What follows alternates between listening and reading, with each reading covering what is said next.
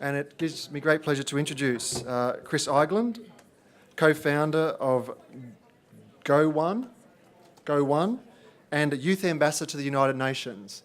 And Chris is going to present to us about local innovation, and he is making a difference here and across the globe. So can you please join me in welcoming Chris to the stage?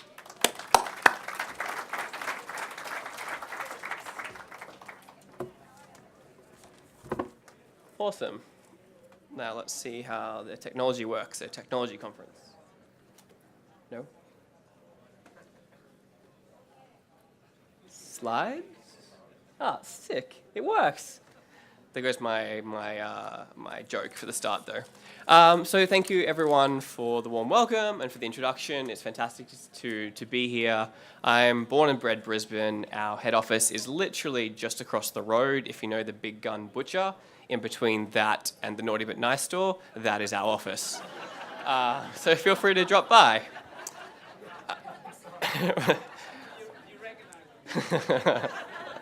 Actually, no, I can't. Not many familiar faces here. So my background is I'm co-founder and COO of Go One, which is an edtech startup based out of Springwood, which has now gone around the world. And I guess a couple of things that I want to touch on today, but mostly sort of my story of building a tech company and a tech startup out of the Logan area, and some lessons and challenges of how along the way as that's progressed. I think the analogy used in the previous session around sort of innovation and this startup scene being in its infancy was pretty apt. This is me on the side when I was 10 and I was starting my first business. As you can tell, I was a late bloomer. And at the time, I was on a bit of a nerd, and I was on like the student council and all those sorts of things, and I was trying to think of how I could start to make some money. And I was having an argument with some friends on the playground around Pokemon, and the strongest Pokemon character, and whether this one would beat this one or whatever. So I decided to go home and design some Pokemon posters on my parents' like Windows 95 computer, and print them out, and take them to school, and now I'm a lawyer, so that may breach some copyright violations, but let's ignore that for the moment. And so I was there as this person who thought I had the world's best idea, like this vision to be the hero of the schoolyard by selling these Pokemon posters and like just being the hero for all the people. So I had my little backpack and I had my like notepad and pen, and I'm there at school and I'm ready to sell all the posters. And I sold one, and it was to my mother. So my first like foray into the entrepreneurship, like trying to build a business space, really wasn't very successful. But that's okay because I've learned a lot of lessons from it, although maybe I haven't. A bit about me before I delve into it. So yeah, as was mentioned, I'm a co-founder of Go One, which is an education technology startup. It's the largest marketplace for professional development and compliance content, sort of delivered in personalized learning pathways in the world. And we started it about 3 or 4 years ago when we were just sort of about halfway through university. I also founded and run a couple of other enterprises, mostly in the not-for-profit space, all in the education sector. One's called The School Bag, which is a not-for-profit that deals with how do you provide access to sustainable school supplies in the wake of a natural disaster, and a few other bits and pieces. And last year, I was really lucky to be appointed to the UN as the Australian Youth Representative for Australia, which meant that I had the amazing job of travelling all around Australia and talking to 10,000 young Australians about the issues that they thought were most important, about the future of Australia, about how they would solve those issues, which really has sort of reinforced some of the policy priorities that Australia puts forward to the UN, and some of my own personal priorities as well. Contact details if anyone wants to spam me or get directions to Big Gun Butcher. What I'd like to sort of cover off briefly today, I don't have much time and there's quite a bit of stuff I would have loved to have gotten through, but essentially background to sort of Go One and how we got started in this environment as a small tech company being started by kids out of high school. Then how we conceptualize the education industry, because for me, any successful innovation and any successful startup starts with a vision of where you think a particular industry or a particular vertical is going. So I'll run you through a little bit of our thinking around how we are thinking about the education space and why we've chosen the particular innovation and vision that we have for Go One. And then some of the stuff and challenges around actually starting a startup and the ups and downs we've had along that path, as sort of put through the lens of some people that are much smarter than me. Probably won't cover too much of the social impact stuff. I was luckily asked to run 2 sessions, so I'll cover some more of the UN, the global issues, and how young Australians are tackling those in the next session. Again, just a bit short on time. So Go One. Essentially, the founding team met in high school. So we have myself as a former lawyer, an economist, a doctor, and a medical doctor, and a computer scientist, which sounds like a really bad joke, and it kind of is. But it's given us, an interesting grounding in how do you approach a issue like education, but from a bunch of different perspectives. And that collaboration, as I think was just mentioned previously, has, I think, been one of the key reasons why we've gotten to where we are today. If we'd been 4 lawyers coming out of law school trying to attack the education sector, that would have gone badly. We actually started building websites for a while. So we met in high school and thought, well, we could work for Woolies for $20 an hour, or we could work for ourselves for $2 an hour. And we decided to choose the $2 an hour route. And so we sort of taught ourselves to code, and we're hacking together websites. And we were mediocrely successful, probably sub-average in terms of our technical ability and our business skills at that stage. The way we got our first client was one of my business partners, I carefully stepped out of this one, walked up and down Old Cleveland Road for 3 days. He knocked on about 150 doors and got one website out of it. One website. But to his credit, that one website was our first website. It turned into the next 3, 4, 5, 6, 7, and that one website turned into about 50 or so, and we had a small web development firm. But then, I think most people here realize that there's a massive potential for technology and technology platforms to impact how we do most things in our lives. And being a service-based business, a web development company wasn't really doing it for us, because you need to reinvent the wheel every time you want to build something that has any form of an impact. And we also came together and were looking at the education space for a number of different reasons. Me from the sort of legal side, the international development side, the doctor from the medical education side, and a few other bits and pieces. And so we decided to build a learning system. So where we are now, we have a team of 78 across Australia, Vietnam, Malaysia, and the USA. We're now the world's largest marketplace of professional development and compliance content. Think of us as like the TripAdvisor.com for learning content. We're accepted into Y Combinator, which for nerds like me is like the holy grail for startups. It's a technology incubator that was responsible for Airbnb, Dropbox, Reddit. A lot of those big companies out of Silicon Valley all went through Y Combinator. We've gone through a couple of rounds of capital raising, which includes participation in the Business Development Fund for any Queensland state government people that were here. Great job. But most importantly, we're still making plenty of mistakes. And I think if you look at our story and look at our evolution over the past essentially 4 years, which is when we've been running Go One as a learning company, you'll see some interesting things. And one is that our business model has evolved substantially over the past 4 years. It's not like we came to this problem with a defined vision of saying, this is exactly what will happen to the online education space, and this is how we're going to solve it. It was, no, we noticed somewhere where we can do something better, and this isn't very effective, and this would be nice. And then we've changed our business model 2 or 3 times in that time as we've sort of refined our thinking around the future of this space. I mean, we started off just as like a pretty learning system, right? So a HR manager or a lecturer uploads the learning content and then the students consume it. It was pretty, it was easy to use, but it wasn't anything revolutionary. But our thinking around the education space is it's where the online travel space was about 10 years ago. You have lots of education providers and niche education providers who are just starting to put their content online. And yet, how do you really tell as an end consumer what's a good course? You might go online and search for bookkeeping 101, and you'll have 20, 30 different options, but they're all from different providers and they're siloed. So how do you understand what's the best course, or what's the best outcomes, or what's the best for me? And that's what we're trying to solve now, and that's been about the past 3 years, and that's leading us to scale. It wasn't our original concept, but without our original concept, we wouldn't have achieved what we've done today. What's next? Oh yeah, this is our website from 2010. Isn't it ugly? And this is our website now. So things change over time, and we've gone through a massive evolution in our thinking around this space. So my second point that I wanted to raise is around how do you, develop enough conviction in a particular opportunity or in a particular industry to be able to say, I think I can solve this better, or I think I can solve this in a different way and approach it from a different perspective. So I'll just step you through our thinking for the education space. Obviously, it's quite different for every industry, but just in terms of understanding why we're attacking this problem in this way.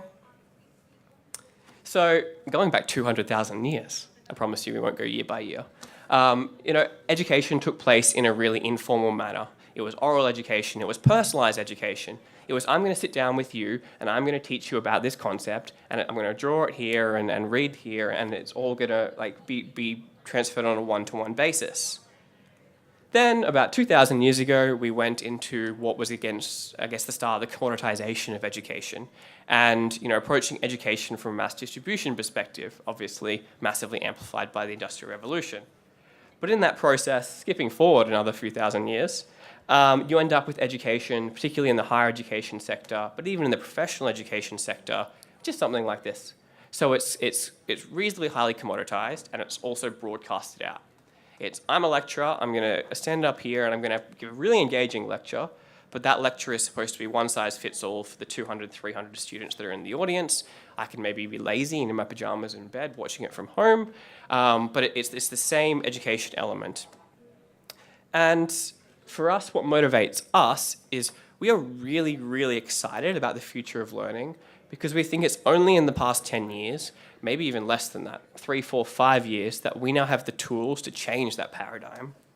It's the old quote where, give me a lever and a place to stand and I will move the world.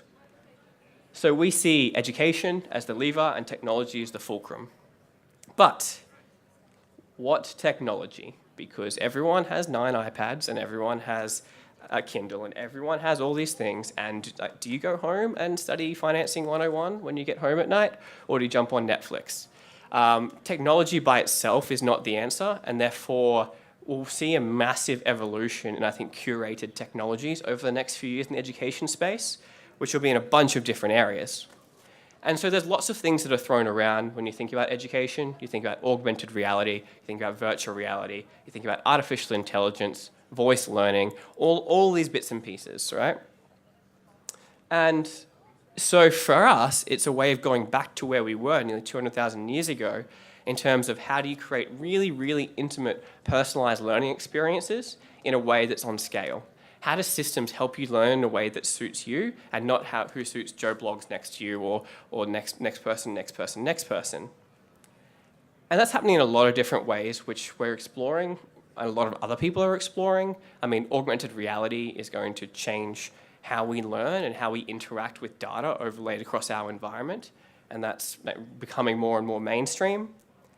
But for us, all of this is, all augmented reality is, all virtual reality is, all sort of voice control and voice learning technologies is a better way of identifying who is good at what without necessarily having a paper degree behind you. It's a form of credentialing and skill testing.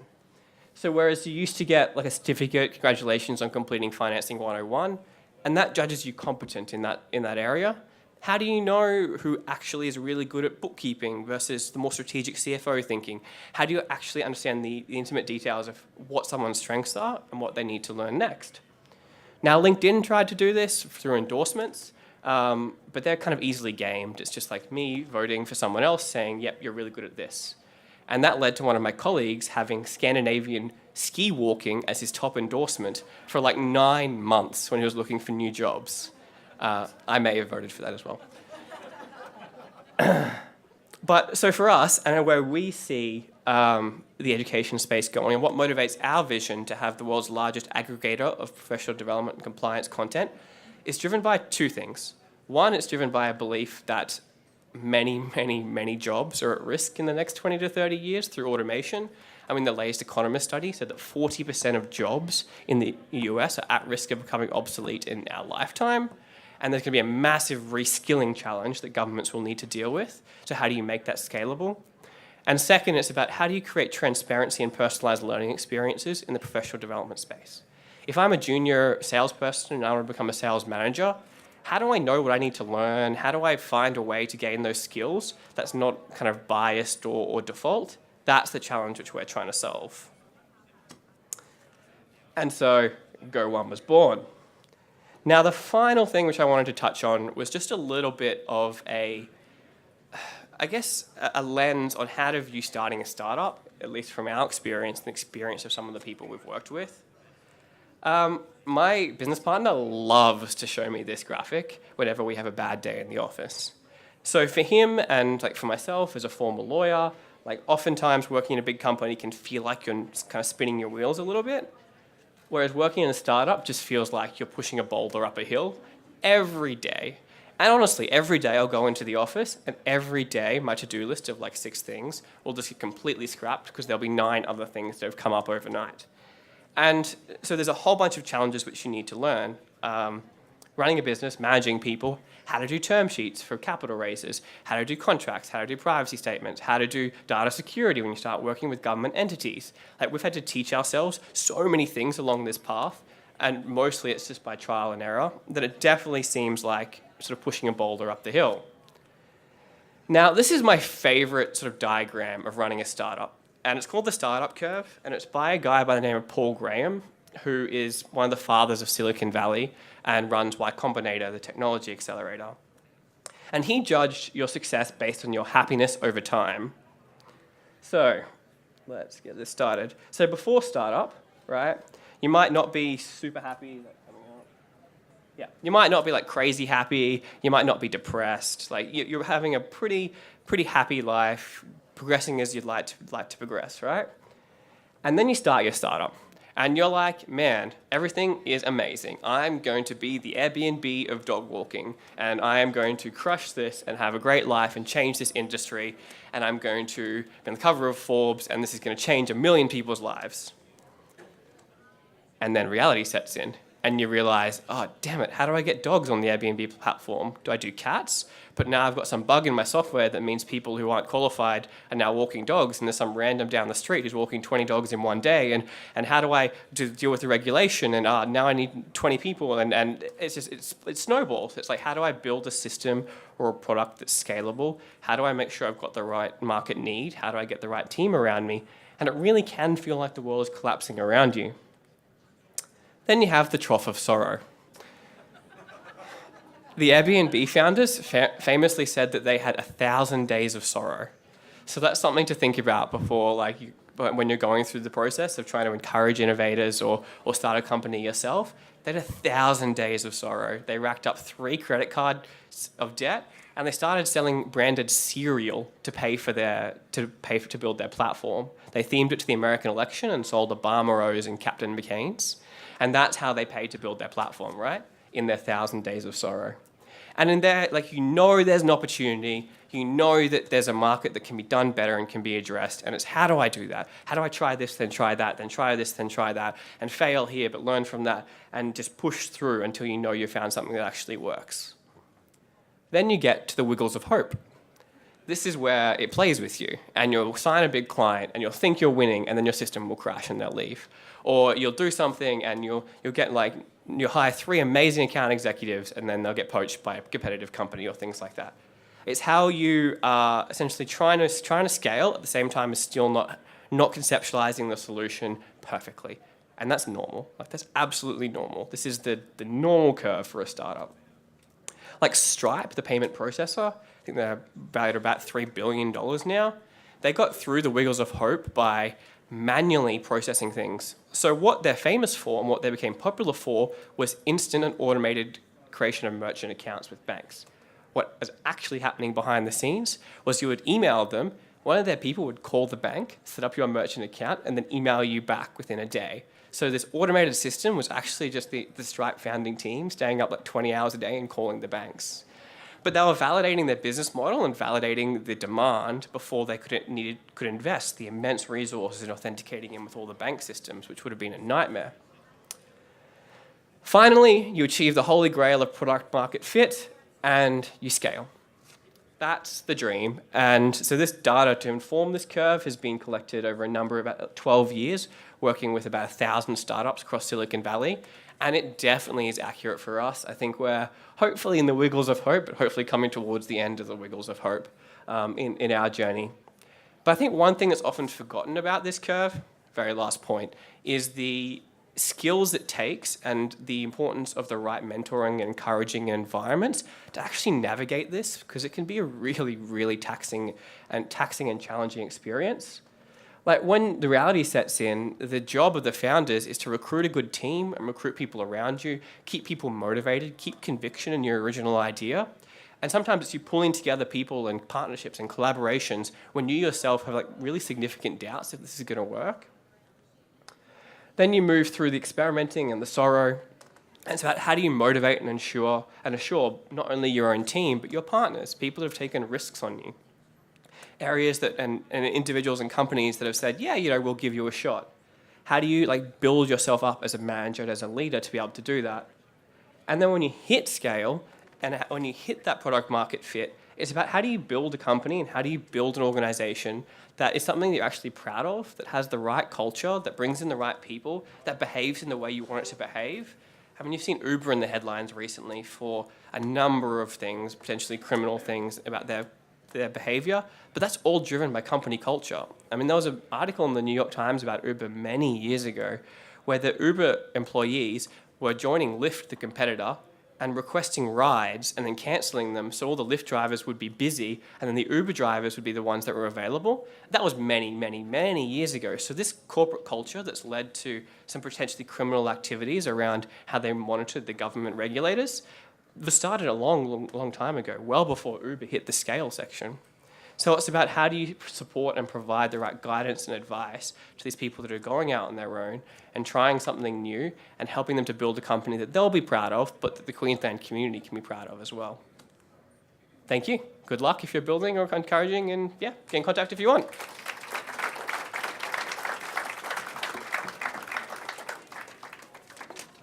Yeah, happy to. Colleagues, we've got a few minutes for questions for Chris. So if there is one or two questions, we might go to the audience. Yes. So mine's mostly policy advice.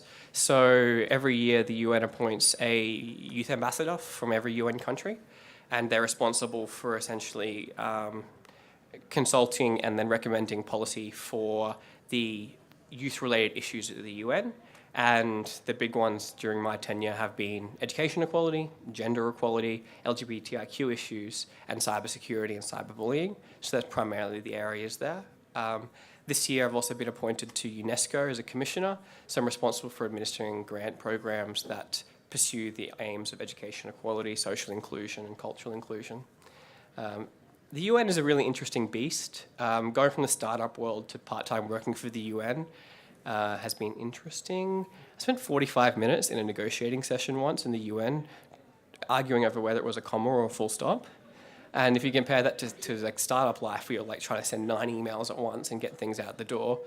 But it has been incredibly interesting. The UN late to the party, but they're just now doing some really amazing things. The words innovation and startup and collaboration are entering into the normal vocabulary now, whereas it wasn't even 3-4 years ago.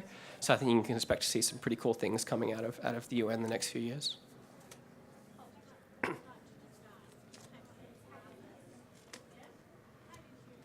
did you settle your, I won't say disputes, but your disputes? I've had this before. I got asked the question in the last week, what happens when it's 2-2 and tied? And it hasn't happened in the history of the company, which I think is really interesting. You know, I'm not sure, maybe we spent too much time together and now on the same page, but it's always been like 3-1 or something like that. It's never been 2-2.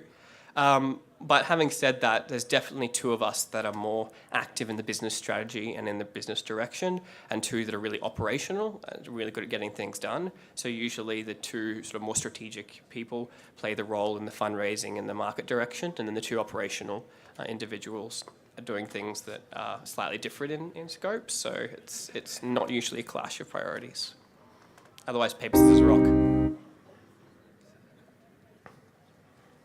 Hi, my question is trying to compare the US and the culture for startups in the US relative to Australia and even more granular Logan City. Yeah. And what could we do better, or would you say that Y Combinator is not the ideal and that we've got something maybe better here in Australia? So I think the cultural question, there's lots of elements to that, but I think the cultural question is a good starting point, which is something that the federal government has struggled with recently as well. Like the conditions in Silicon Valley and the conditions for something like Y Combinator and Airbnb and all these companies to come out of Silicon Valley were pretty unique. I mean, you have the American sort of, screw the hierarchy, screw the man mentality on top of lots of money coming in from the HP, Dell era and the Silicon era. And also social disparity, I think, as well, and some different social conditions which lead people to be relatively more open to taking risks, I think, and to putting themselves out there. I think for absolutely better, the Australian culture is one where we generally support each other a lot. There's lots of really excellent career paths that you can go on that will be financially rewarding, that aren't you putting it all on the line to spend 5 years building this company that you don't know will go anywhere, and it might not lead to any sort of financial or social reward.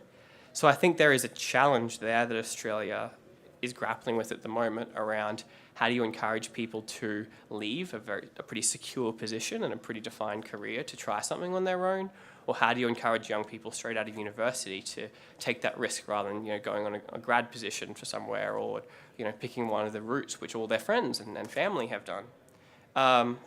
So I think that's the challenge for Australia.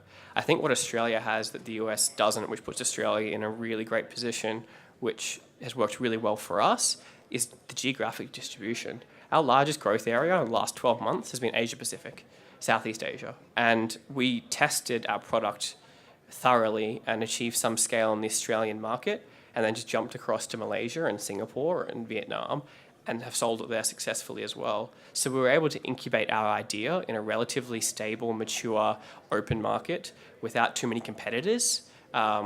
If we started in the US, the edtech competition there is massive. We would have probably struggled a lot more to get our initial clients. So we were able to incubate our idea in a very safe environment and in a less competitive market, and then jump into Southeast Asia, and that's how we've achieved scale, rather than going head to head with the big guys in the US straight away. Yeah, yes and no. I mean, we chose Malaysia and Singapore and Hong Kong really for our first initial major contracts in Southeast Asia, and a lot of the professional development, all of the education there occurs in English anyway, but we have subsequently translated the platform into a number of different languages. Too easy. Chris, thank you.